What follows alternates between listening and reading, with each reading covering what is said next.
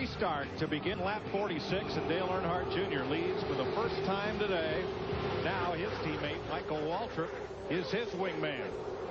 Tony Stewart runs third, Elliott Sadler fourth, Robbie Gordon fifth. Now, I'm not trying to create any controversy, but in the garage they were calling Michael's car and Dale Jr.'s car the 23 car. What's that, 8 and 15? 8 and 15. 23, of course. Because when they get like they are right now, they become one. Dale Earnhardt Jr. leading this race for the first time. And what's important about leading a race is it's 5 Winston Cup bonus points. Last year, Dale Earnhardt Jr. led more laps or led more races than anybody. 22. That's 110 Winston Cup points that can make a big difference at the end of the year. And I can't believe how many. Oh, got a car smoking. That's tire smoke. John is ready. We got low air pressure right now, and these fenders are so tight, the tire flexes a little bit more, and it might rub up in the quarter panels for a couple of laps. And the reason they start the air pressure low in the tires is because they know on a long range run that the air pressure is going to build up, so you start it down a little bit. The reason I jumped right on that is because it's happened to me a couple of times. They say, all right, we're going to blast late. You say, man, give me a couple laps. Give me a couple laps.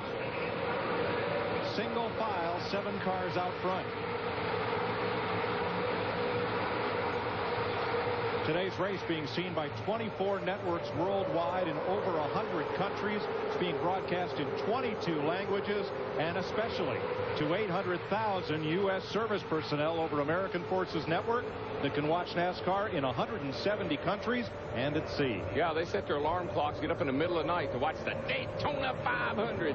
John Andretti will pit for that tire rub. Here's Dick Bergman. Well, Bill Elliott did, in fact, have a disastrous pit stop. He pitted on second position. He is right now way back in 37th. His spotter is his team owner, Ray Evernham, who apologized for his own miscue. Elliott said it was his fault. Evernham. The good news is we got plenty of time to work our way through the field. The car looks good. To Steve. Well, Dick, bad news for Joe Nemechek. They're having big problems with his helmet and his radio communication. Joe can hear the team, but they can't hear Joe. On that last stop, he came in, they changed his helmet, but pulled the speakers out of his earplugs. He's going to have to come back in. Matt Yoakum.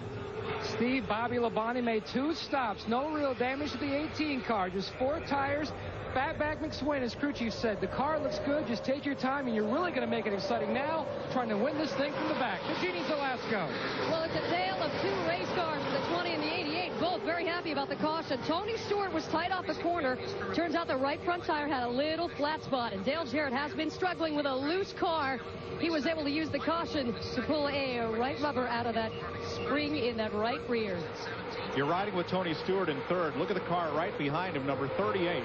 That's a Robert Yates car, and Elliott Sadler was the big gainer on pit stops. He went from 19th to 4th. And he ran second here in the great race last year.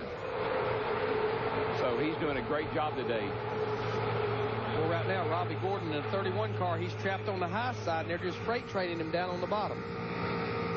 The high side just doesn't seem to work. You know, everybody's been protecting the bottom. Behind Tony. That yellow line, they just kind of hang close to it. Sadler and Robbie Gordon, the big gainers on pit stops.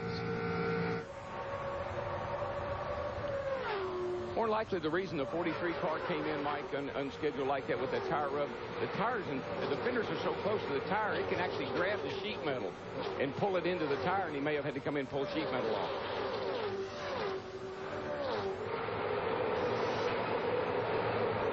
Every 15 minutes, we'll have race notes like this one up on our Fox Sports ticker so that we'll keep you updated on things that have happened during the running of the Daytona 500.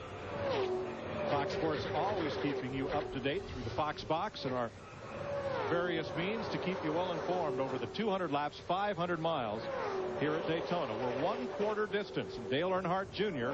is the race leader over his Earnhardt Incorporated Chevrolet teammate Michael Waltrip. Tony Stewart, last year in a Pontiac, this year in a Chevy, is third.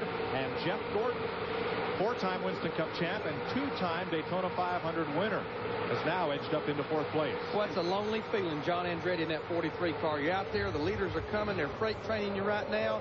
You need and you want a caution, but you better get it in a hurry. Man, I'm calling in every chance I get. I've seen debris over here on the back straightaway. Today's aerial coverage of the 500 provided by Budweiser. And we've broken up into 2 pretty distinctive groups here now. The cream kind of rises to the top as the race goes along. Boy, Boy, there's some close quarters down this front straightaway through this crowd. We got the fast cars up front and the guys back here saying, I wish I was fast. Those corners are banked 31 degrees. That's about the pitch of the roof on your house. Back straightaway. I tell you, a car I'm impressed with is Greg Biffle in that 16 car running in 5th right now. He was borderline of even making this Daytona 500 by virtue of his finish in the 125, but he's up there running like a wily old veteran right now. Yes, he is. You know, the interesting thing about Biffle, he went into the Truck Series, won the championship. Moved up to the Busch Series, won the championship. Here he is in Wnston Cup. Can he do that here? And the guy that's been with him the whole journey is his crew chief, Randy Goss. Truck Series, Busch Series, now Wnston Cup. There's nothing like a good crew chief driver relationship. You know, that bonding that they have to do when they're one, when they think alike.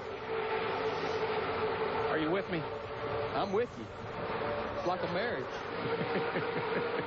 Jeff Gordon got a good stop and good track position. He is the 4th of 4 Chevrolets in that front line. Steve? Yeah, Mike, differing pit strategy for Hendrick teammates. Jeff Gordon in that 24 took no tires, gas only. But Jimmy Johnson in the 48, they took 4 tires and they took some tape off the grill. The car was running just a little bit hot. Now, this second pack can get pulled up to that first one. If this first one will stay too wide like it is now and the guys back here in the back will get single file, they'll catch this front group back eventually. And right now, about 6 of them, they are single file being led by Kurt Busch in the 97 car there. So the front pack, 15 lead lap cars, plus John Andretti, who made an unscheduled stop and went a lap down. Then this pack trying to run them down, just like a big rubber band at 190 miles an hour. The Daytona 500 rolls on Fox.